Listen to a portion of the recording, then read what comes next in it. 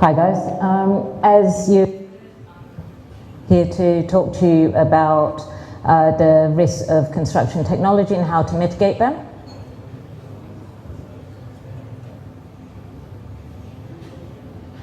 As you heard, I'm a senior construction solicitor. I am heavily involved in BIM and construction technology, mainly because I'm a real big tech geek, and that's how I first got involved. I am, among other things, a committee member of the BSI 555, which is preparing guidance for the upcoming ISO 19650 on BIM. I'm a member of the Centre for Digital Built Britain's Roadmap Working Group and chair for BIM for Legal. For those of you involved in BIM and interested in the legal contractual issues and how to mitigate those, I'd encourage you to contact us at BIM for Legal, either on Twitter or via email, bimforlegal@gmail, and we have events in that area. So first, bit of health warning, this is obviously not legal advice, it's not a magic wand, it's not going to make all your problems go away. However, hopefully it's going to give you some practical, useful tips and suggestions on how to mitigate and manage your risks. Now, our industry is in a stage of very exciting change and developments. We have AR and VR, BIM, drones, Internet of Things, the list goes on. However, with all the new technologies and innovations come new risks, because there's a lack of regulatory framework, established legal principles, case law, there may not be standard form documents or particular way of doing things. And with that you get differing expectations, misunderstandings, and with all of that you get disputes. Now the thing about disputes is no one thinks they're going to have a dispute until they do. And disputes are really time consuming and expensive. Arcadis said that the average value of UK construction disputes is 34 million US dollars. Huge figure. And that doesn't take into account the potential disputes and uncertainties arising from Brexit. And the number one cause is poor contract administration. Now, why is that? I think we've all heard the old saying of the best place for the contract is in the bottom drawer. Unfortunately, I don't think our industry has quite completely gotten over that, but also more to the point is that we're an industry of optimists. At the beginning of the project, it's a bit like a love affair. You think everything's going to be fine, you're going to walk off hand in hand into the sunset to the end of the project, it's all going to be fine. If anything comes up, we'll just have a chat. However, when something does go wrong, collaboration goes out the window and looks more like this. And then it's kind of like a divorce. You get really pedantic, you want to see what your strict legal rights are, you find that people are saying, well, this is what you signed up to in the contract. And you go back to your records and say, well, what actually are my rights and responsibilities? And your records probably look less like this and more like this. I once went through about 53 boxes of documents, emails, bits of notes on paper napkin to try and piece together what two parties had agreed. And not only was this very expensive and time consuming, there's also the risk that that one bit of paper that could provide you with defense or make your case has been thrown away, has never been printed, and then it's kind of like being chucked out of a plane without a parachute or continuously firefighting. Which then leads us back to the Arcadis value of 34 million US dollars for a dispute. And one of the first ways of mitigating your risk is to have a clear contract. Because the thing about contracts is that a clear contract will provide you with clarity as to your rights, your roles, your responsibilities. If something does go wrong, hopefully the contract will say, well, that particular risk is allocated to this person. You don't have to pay very expensive lawyers to try and argue, actually, where did we mean, who did we want to take on that risk, whose fault is it? Atkinson and Morledge recognized in 2013 that the form of contract is very impactful on things. So it's a contract that determines the flow of things. If you have a very collaborative contract, then parties are forced to be more collaborative, and therefore they end up being more collaborative anyway. If you have a more adversarial contract, parties will be more adversarial in nature. With construction technology, you need collaboration, otherwise things don't work. Say BIM, for example. If you keep all your information to yourself, or every time you release information, you say, well, you can't rely on this, if you use it, that's up to you, it's completely at your risk. The process doesn't work, and that's one thing to bear in mind if you are using construction technology. How do you build in the collaborative processes into your contract? You can't just say, well, it's okay, we're all going to work together. Let's be realistic, that isn't quite the way things work.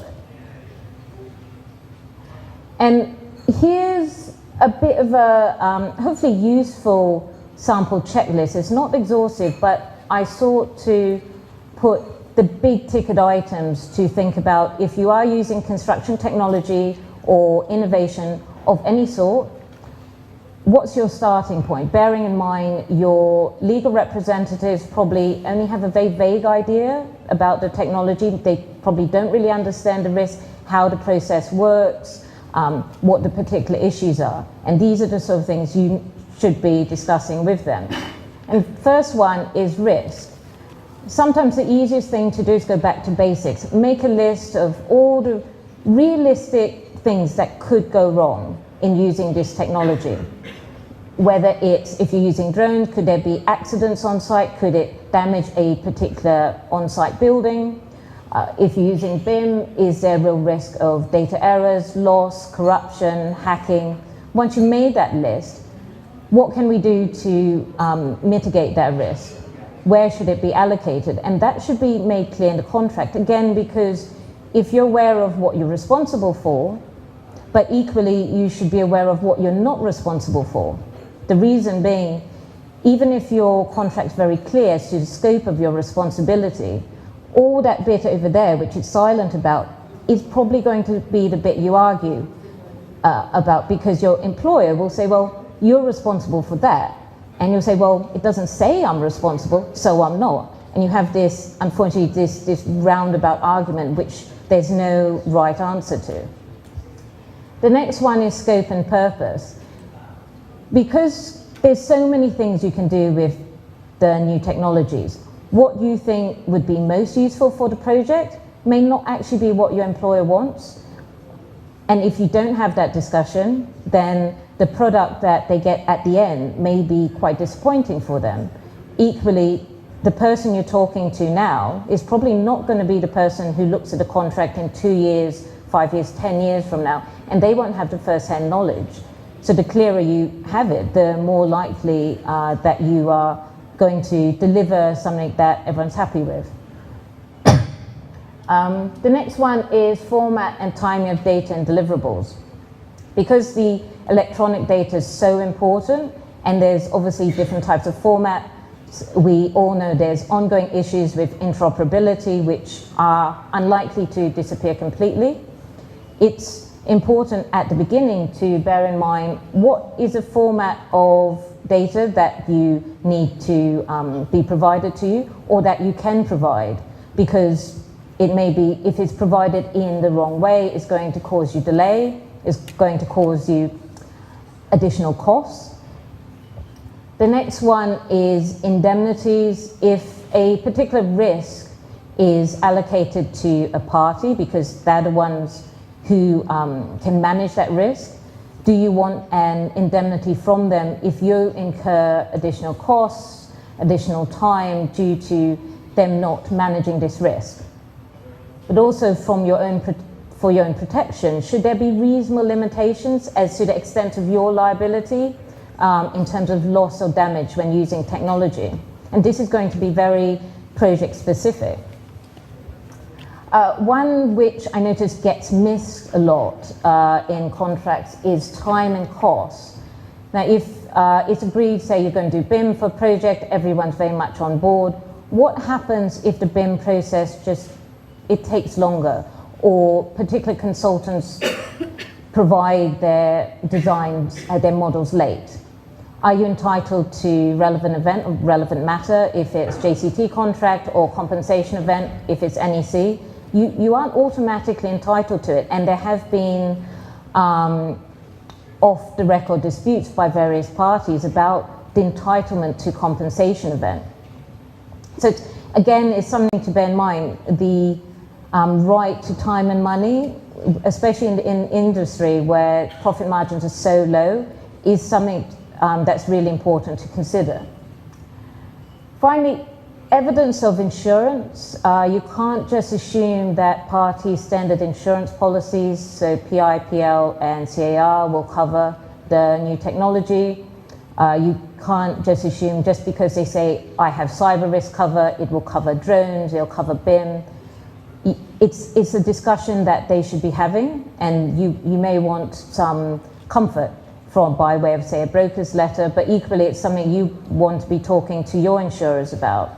I went to a drone seminar some months ago, and it was all insurers, insurance brokers, and there was widespread admission in the room that the technology is moving so quickly that they are struggling to make sure that their policies cover all the particular drone technology that is in the market at any one time. So it's a continuing thing you will want to be checking, because you want to find out now rather than later on when there's a claim and you find it's uninsured. Equally, are there any needs for registration or permissions from local authorities for drone flights, or neighbouring landholders? Training and certifications. Do you want people to have particular BIM certifications? And one thing I would highlight there is sometimes, and I'm sure various people have encountered this, the people who fill in the tender about all the amazing things they can do with this technology may not actually be the people delivering the project, and you may want to build in that safety mechanism into the contract to make sure it's fine. There's some people in the company that are very knowledgeable, but are the people actually delivering my project aware of the technology, and can they provide me the service they've promised? Put it another way, if you're using technology, look at your contract and say, does it cover who does what, when, and how as regards this particular technology and innovation? Here's a couple of examples of how, if you don't take these steps I've suggested, where it could go wrong. Here's the magic clause that seems to be still quite prevalent in our industry: do level 2 BIM, or just go and do some BIM. And one thing I've seen in a couple of contracts is achieve the government mandate, or achieve the government construction strategy. None of these things have precise legal meanings. There's no magic to saying level 2. And when I was researching for the Winfield Rock Report, we interviewed 44 industry leaders, and every single person had a different definition of level 2, wildly different. Every person had a different definition for BIM. So when you're signing up to something that just says, do level 2 BIM, I can pretty much guarantee you your understanding and the other party's understanding of what the deliverable is, what your risk allocation, what your responsibilities are, will be different. So again, going back to that checklist, you want to set out what is the scope, what's the purpose, what actually does it all mean, so that everyone's on the same page. Next one is specification. Now, often with new technologies, you'll find in the construction documents, either it'll be a one line somewhere, or it'll be scattered across the contractual documents and the non-contractual documents. To give you an example, with BIM, the BIM execution plan is very often not a contractual document. However, if it's not, then parties don't have to comply with it. And they could very reasonably wake up one day and say, well, actually that's costing me too much time and money. if you want me to comply with those processes in the back, this is my additional fee or additional cost. And you're being put in a very difficult position. You need to work out, well, which bits of the specification of the process are really important, so important that they need to be binding between the parties.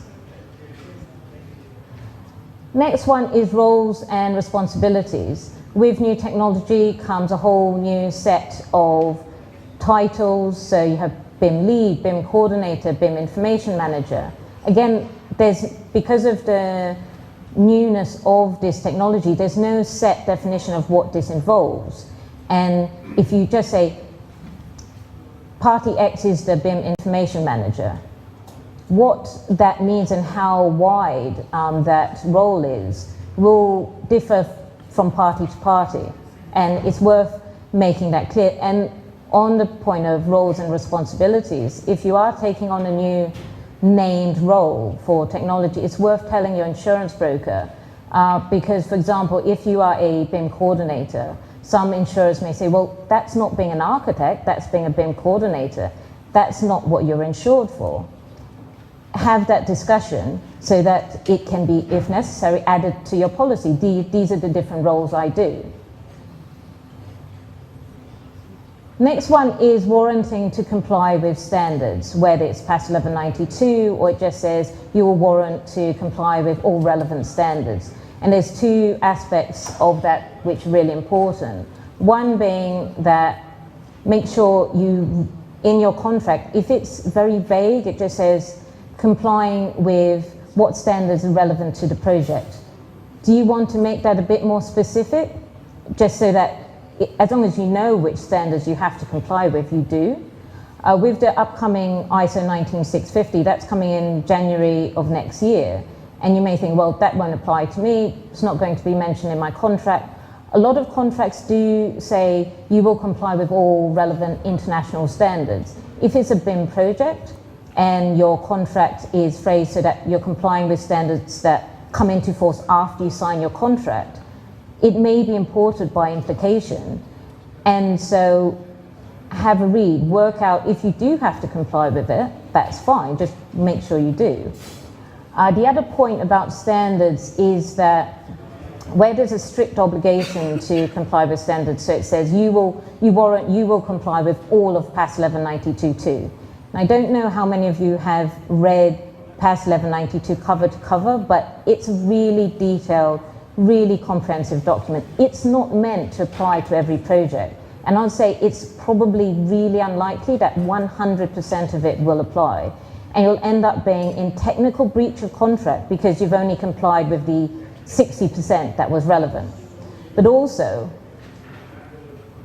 that sort of strict obligation can be uninsured, and there is a recent case, MT Hogard, which talks in more detail about the risk of importing standards which have strict obligations and then have an impact on insurance, on your ability to comply with it.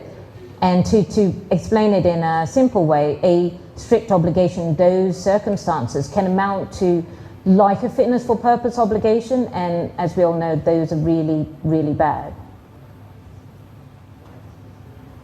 And finally, what does the employer actually want? I've seen some employers' information requirements, which are huge documents, and there's 2 pages of deliverables. And you know, if you ask the employer, do you want that thing? And they probably will say, I don't even know what that word means. Someone prepared it for me. So it's something if you can have that discussion, but if an employer doesn't want to engage in the discussion for whatever reason, you need to work out how we're going to mitigate the risk of providing these particular elements. Are there any elements that we can't provide?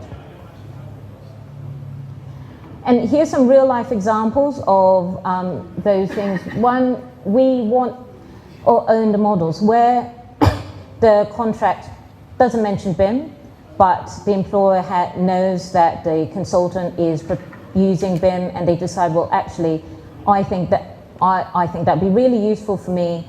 I want copies of those. And then you have to work out how to risk manage providing copies, whether it's by huge exclusions of liability, which actually isn't very helpful for anyone, or other methods. Another one, we didn't realize it looked different. So again, interoperability issues where you haven't had particular processes to make sure people are having the checks, providing any sort of risk mitigation for interoperability. My favorite is a deliverable that was 3D Revit Kobe BIM, which was a bit like jargon bingo. Someone just chucked all the different words to do with BIM in one sentence. There's nothing else mentioning BIM or 3D modeling in the whole contract. How you provide this deliverable is anyone's guess. And it's how you mitigate that, going back to the checklist. What are the risks? Who should, what's the scope? How much can you clarify that either through discussion or different parts of the contract? And obviously one that I'm sure we've all encountered, this is all your fault when something goes wrong. And this illustrates the reason why contracts are important, because if someone says, this is your fault, this is something you have to sort out, unfortunately you go back to the contract and say, actually, it's not my responsibility, it's your responsibility. And they may not like it, but you don't have a long-running dispute about the fact. And I want to think about lawyers. Lawyers are not very techy. When I worked in a law firm in London, my then boss would dictate an email, his PA would print it, he'd redline it, and then she'd do that again, and there'd be a couple of rounds. You could have written probably 10 emails by the time you'd finished. But that's still not that unusual. And there's a perception of a real divide between the legal community on the one hand and the technical commercial community on the other. And they often talk different languages without realizing and kind of miss the point. So you may find if you are using technology, one of the biggest mitigation factors is to sit down with whoever sorts out your contracts, whoever sorts out your processes, and say, look, this is what in very simple terms, this is what the technology is. These are all the common problems that come up, and this is how the industry solves them. If it's to do with BIM, I would recommend you point your lawyers to the checklist in the Winfield ROC report at Appendix 4, and that's aimed at lawyers who don't know what BIM is, barely know, have ever encountered BIM, and it's a step-by-step list of questions to provide them the main bits of information they need to draft a BIM-supported contract, or at least make them aware of where the gaps in knowledge are. And finally, knowledge is power. The clearer your processes are, the clearer your documentation is. If some certain risks do materialize, the less likely you're going to have a dispute, or the less likely there's going to be uncertainty as to what to do next. And finally, I found this quite a useful step-by-step process on how to mitigate risk. So first, understanding the risks. So going back to just making a list of what the risks are. And that's sometimes really helpful to focus the mind as to what could actually go wrong. And then managing those risks. Who is it best allocated to? Can you mitigate or remove the risk via process, or getting a particular type of insurance in case the risk does occur? Any action you can take to further mitigate the risk. So obviously complying with your contractual duties is always a good idea.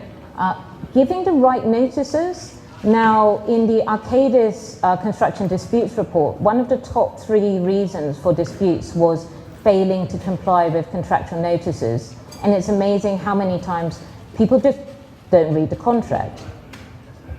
If you need to, conversely, also give notices to external parties. So, say drones, for example, if you have visitors onto site, there's certain things you need to do, there's certain permissions you need to obtain to avoid breaching GDPR.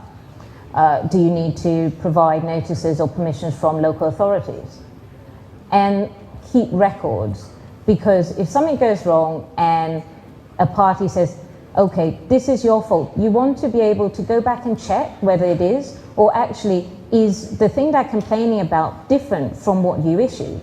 And if it is, how are you going to prove that if you didn't keep a record? And I know it's a bother, but nowadays you can do electronic storage, you don't have to have a huge physical storage unit.